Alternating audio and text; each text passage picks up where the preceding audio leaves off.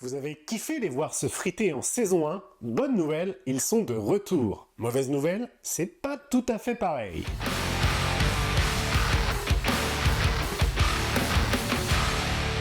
Salut à tous les amis sérivores et cinéphiles. Aujourd'hui, on parle de la saison 2 de Beef ou Acharné en VF, disponible depuis le 16 avril 2026 sur Netflix. Et autant vous dire que moi, cette saison était attendue avec un mélange d'excitation et de prudence. Parce que la saison 1, c'était une vraie claque. Une de ces séries qui vous tombe dessus sans vraiment prévenir et que vous regardez en vous disant « Mais c'est quoi ce truc ?» Et puis vous finissez en mode binge-watching durant tout le week-end. Un humour caustique, une tension permanente, des personnages qui sont détestables mais fascinants, et derrière tout ça, un regard acéré sur la société américaine, sur les classes sociales et sur la rage rentrée des gens qui n'ont pas eu ce qu'ils espéraient dans la vie. La série a raflé rien que 8 Emmy Awards en 2023, dont meilleure série limitée, meilleur acteur et meilleure actrice pour Steven Yeun et Ali Wong. Difficile de faire mieux comme entrée en matière. Alors quand Netflix a annoncé une saison 2, j'étais à la fois content mais aussi un peu méfiant.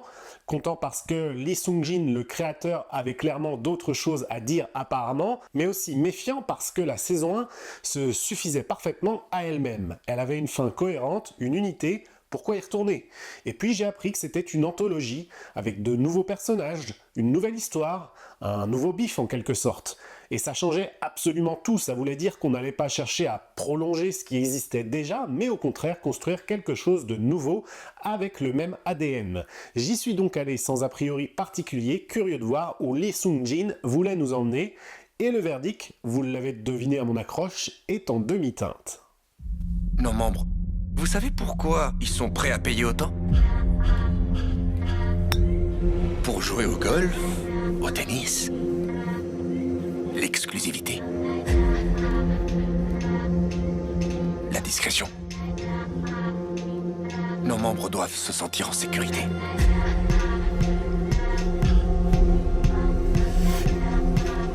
Ils ont besoin d'un lieu où ils peuvent faire comme si tout allait bien. Où ils peuvent entretenir l'illusion. Vous voulez pas entretenir l'illusion?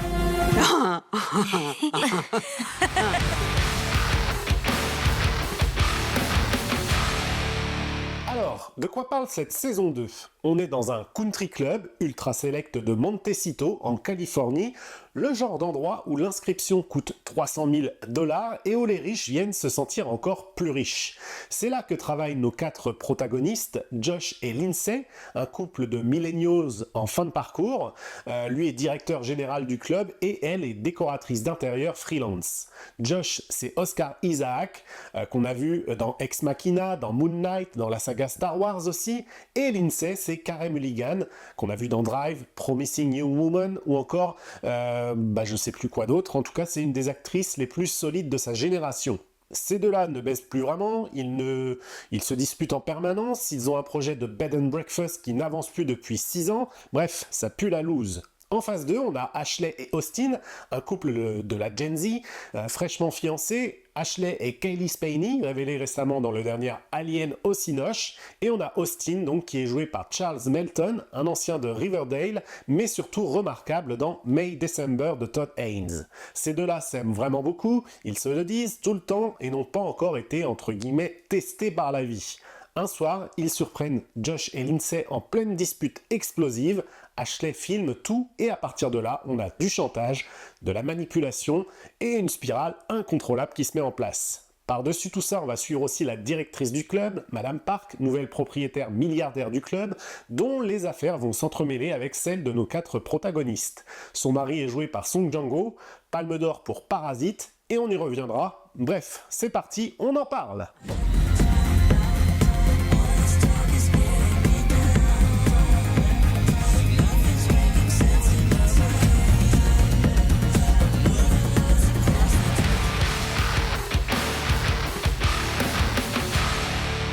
Ce que j'ai trouvé assez fort dans cette saison 2, c'est la mécanique de base. Lee Sung-jin a eu l'intelligence de ne pas rejouer la même partition qu'en saison 1. Fini le face-à-face frontal entre deux inconnus qui se détestent viscéralement. Ici non, le conflit est plus insidieux, plus passif-agressif et franchement plus proche de ce que la vraie vie nous réserve en réalité. On n'a pas de course-poursuite rageuse, pas d'escalade immédiate, on a juste deux couples qui se retrouvent malgré eux liés à une vidéo compromettante et qui vont chacun tirer la couverture à soi. La dynamique Millennials contre Gen Z est le vrai moteur comique et dramatique de la saison. D'un côté, Josh et Lindsay qui ont tout misé sur un style de vie qu'ils n'ont pas les moyens de s'offrir, comme par exemple avec la Porsche, le projet de B&B, qui bouffent toute leur épargne sans jamais aboutir. C'est des gens qui ont eu leur année de gloire, qui s'en souviennent avec nostalgie et qui réalisent progressivement que la vie n'a pas vraiment tenu les promesses dans lesquelles ils avaient investi. De l'autre côté, on a Ashley et Austin qui connaissent par cœur le vocabulaire du capitalisme tardif, de la redistribution des richesses, de la justice sociale, mais qui au fond ne cherchent en réalité qu'à gratter leur part du gâteau par n'importe quel moyen. Ils parlent comme des militants, ils agissent en fait comme des opportunistes. Et c'est là que la série est vraiment drôle, elle est aussi assez juste parce que eh bien, la grande idée derrière tout ça, la grande idée de Lee Sung-in, le créateur, c'est de montrer que tout le monde dans cette histoire se raconte des histoires justement. Josh par exemple se croit être l'ami des riches alors qu'en réalité il est simplement leur larbin. Lindsay se croit au-dessus de tout ça alors qu'elle est aussi dans la merde. Ashley se croit du beau côté de la lutte sociale entre guillemets alors qu'en fait elle est exactement ce qu'elle reproche aux autres. Et Austin, il pense sincèrement qu'il comprend ce qui se passe autour de lui. C'est attendrissant hein, parce que globalement c'est faux, il est juste un peu débile, un peu naïf. En tout cas, ce jeu de miroir entre les deux couples, cette façon dont chacun révèle malgré lui les contradictions de l'autre couple, eh bien, c'est ce que la série fait de mieux. Et ça, globalement, ça marche vraiment très bien. Parlons aussi des acteurs, parce que si cette saison s'en sort aussi bien, c'est en grande partie grâce à eux. Oscar Isaac d'abord, de Ex Machina à Star Wars et Moon Knight chez Marvel, le mec est capable de jouer à peu près tout. Ici, il incarne un perdant magnifique, un homme dont toute l'énergie est consacrée à maintenir une façade, alors que tout s'effondre autour de lui. Il transforme Josh en punchline vivante sans jamais le rendre complètement ridicule. C'est un équilibre assez difficile à tenir et globalement il le tient bien. Carey Mulligan, quant à elle, qu'on a vu comme je le disais tout à l'heure dans Drive ou encore dans Promising Young Woman, eh bien faut reconnaître que c'est une des actrices assez intéressantes de sa génération. Elle joue ici une sorte de sécheresse absolue. Lindsay peut être à la fois dévastante sans même sembler essayer de l'être. Et quand elle lâche vraiment les chiens dans les derniers épisodes, eh bien ça vaut le détour globalement. Charles Melton, quant à lui, est la vraie révélation de la saison à mon sens. Il avait déjà été remarqué dans May December et il confirme ici, je trouve, avec cet Austin qui pourrait être juste agaçant en espèce de grand dadais pas très futé, mais en réalité Melton lui donne une espèce de tendresse sincère et désarmante que j'ai trouvé vraiment très bien. On se moque de lui mais on l'aime quand même. Et ensuite on a Kaylee Spaeny, révélée récemment dans Priscilla mais surtout dans Alien Romulus. Elle joue Ashley comme une espèce de Lady Macbeth de supermarché, ambitieuse mais sans vraiment en avoir les moyens. Elle est agaçante et attachante en même temps, agachiante si on veut.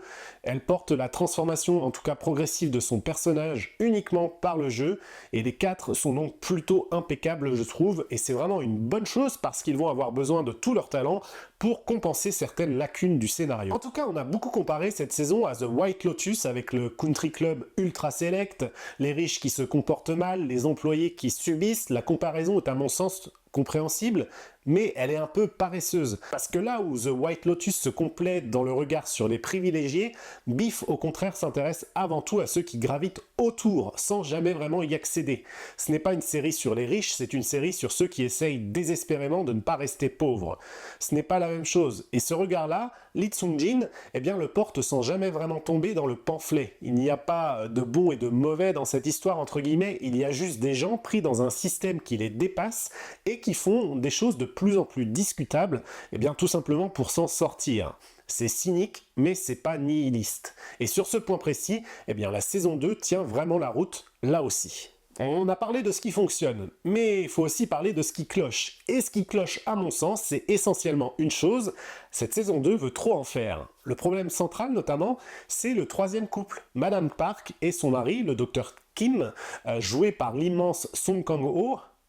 J'arrive pas à dire les noms coréens, désolé. En tout cas, le mec Palme d'Or pour Parasite, qui est donc ici et on est ravi de le retrouver. Sauf que ravi, on l'est surtout en théorie, parce qu'en pratique, le personnage est peu utilisé et ça devient vraiment très frustrant. Il est ici pour faire une quasi-figuration, c'est un peu comme acheter une Ferrari pour faire des courses, globalement. Et le film narratif qui lui est associé, celle de la clinique de chirurgie esthétique à Séoul, avec ses histoires de tremblements de main, met du temps à se raccorder au reste. Et quand il le fait, eh bien ça ressemble davantage à un pivot de genre forcé qu'à une évolution naturelle de l'histoire. Parce que c'est ça le vrai problème, à la mi-saison, on bascule progressivement d'une dramédie entre guillemets caustique sur deux couples qui se détestent vers quelque chose qui ressemble à un thriller de conspiration internationale. Et la jointure entre les deux n'est pas toujours très fluide. On perd le fil, on perd un peu le focus et on perd aussi de cette tension électrique qui faisait le sel de la saison 1. La saison 1 d'ailleurs avait une unité, une espèce de cohérence, une direction claire dans laquelle elle allait. Ici la saison 2 accumule les fils sans toujours savoir quoi en faire. C'est plus ambitieux sur le papier, mais à l'écran, je trouve que ça se paye un peu avec quelque chose qui est globalement trop compliqué pour ce que c'est. Et puis ensuite, on va terminer cette analyse par le final. Sans spoiler, rassurez-vous. Ce que je peux vous dire, c'est que Lee Sung-jin a vu les choses en grand pour conclure cette saison. On quitte la Californie, on change de décor, l'ambition visuelle est là, et il y a des séquences qui sont vraiment impressionnante techniquement.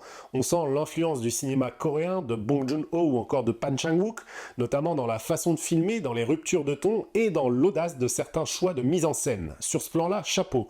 Mais voilà, le problème, c'est que ces images, à mon sens, ne suffisent pas à porter le propos avec des personnages qui prennent le relais en faisant beaucoup de discours, des discours un peu trop longs à mon sens, et des discours surtout qui expliquent beaucoup ce que la série voulait dire, ce qu'elle voulait raconter, et ce qu'on aurait dû ressentir en quelque sorte. Et ça, c'est le signe à mon sens de quelque chose qui n'a pas du tout fonctionné en amont. Une bonne série n'a pas besoin de s'expliquer elle-même, elle vous le fait. Elle vous laisse avec les questions, pas avec les réponses toutes faites. La saison 1 se terminait sur une image forte, simple, émotionnellement dévastatrice. La saison 2 ici se termine en vous disant quoi penser, et c'est une différence fondamentale. Et c'est bien dommage, je trouve, parce que le potentiel était globalement là. Alors attention, ça reste tout de même une bonne série, et d'ailleurs, on va en parler en conclusion.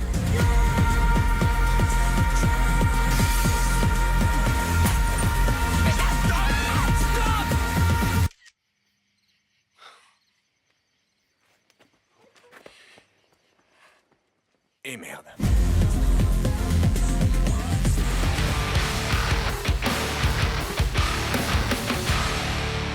Quel bilan pour cette saison 2 d'Acharné ? Eh bien, comme je le disais, ça reste une bonne série, vraiment. Les acteurs sont excellents, l'écriture des personnages est soignée, le regard sur la société américaine et notamment les Coréens en Amérique reste pertinent et sans concession. Lee Sung-jin est un auteur qui a des choses à dire et ça se sent à chaque épisode. Mais voilà, je peux pas m'empêcher quand même de comparer cette saison à la saison 1, même si c'est une anthologie. Et dans cette comparaison, eh bien, globalement, cette saison 2 est perdante. Elle est moins piquante, moins caustique, moins tendue aussi. Elle est un peu plus confuse, plus dispersée et trop chargée de fils narratifs qui ne se raccordent pas toujours proprement. Et son final, malgré son ambition visuelle, ne délivre pas le même uppercut émotionnel que celui de la première saison. Est-ce que c'est grave ? Non, pas vraiment. Est-ce que ça reste une série qui vaut largement votre temps ? Oui, sans hésiter.